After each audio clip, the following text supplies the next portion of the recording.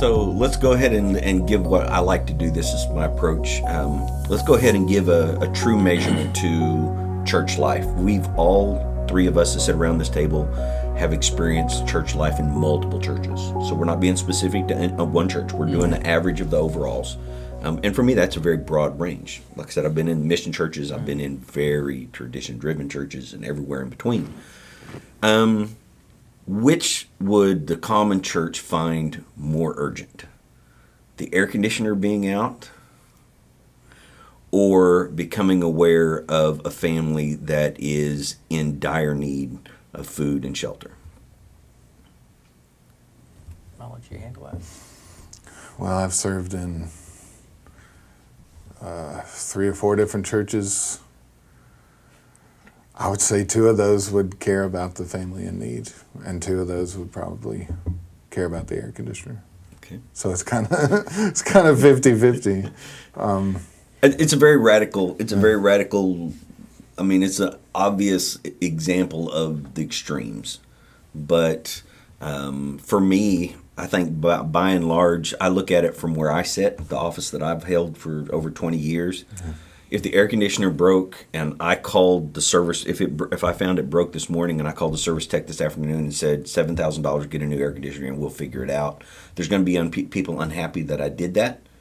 But I'm not going to get fired for that because the air conditioner is important. Mm. If I saw a family in need and starving and their house was horrible and I went, I've got a chance to buy this small trailer house over here for $5,000. We're going to buy it, go shopping and buy $600 worth of groceries. And now for less money than the air conditioner, I have solved that problem. I'm probably going to get fired from that in every church I've served in. Mm-hmm. I'm probably going to get people that say, you don't have the authority. That is not what you're here for. And so the question, I look at that as pastor and go, well, that tells me is the church is urgent about the air conditioner. They see the urgency of the air conditioner. They don't really see the urgency of that. There's a lot more at play than that. But that's where do you come down? What do you see? I mean, I kind of think like Evan that it's probably about 50-50 in there. But if I had to pick a leaning, like the average church leaning, the average church is going to care more about the air conditioner than about the family. And I don't mean kind of like you're saying, like it's a very complex thing. It's not that they don't care about the family. It's just that is that the best thing to do? There's right. There's a lot of discussion. Why are they homeless? Why are in the need they are? Right. And I also think that you could make the case that if people came to church in some of those churches and the air conditioner wasn't working, like when we were in Texas and it might be like 105 degrees outside, and they came to church and the air conditioner wasn't working, and then they all found out that the next Sunday that the air conditioner still wasn't working, they might just stay home. It's very likely that people would just stay home. Yeah. And I think it would be that big of a deal, and it's a goofy example, but it makes the point that they would be much more concerned about that than the family.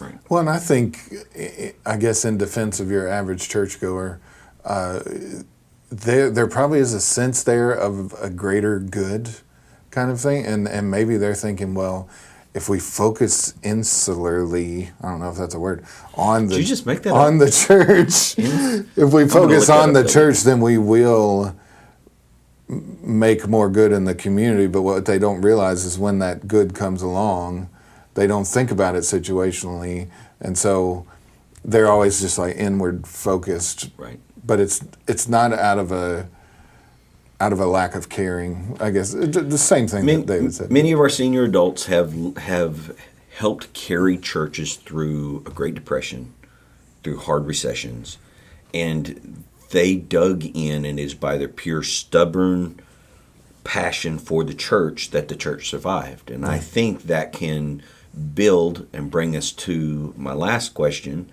of when that can turn into an excess amount of caution. We've got to be really careful because they've carried a church through a time when most of the church was unemployed.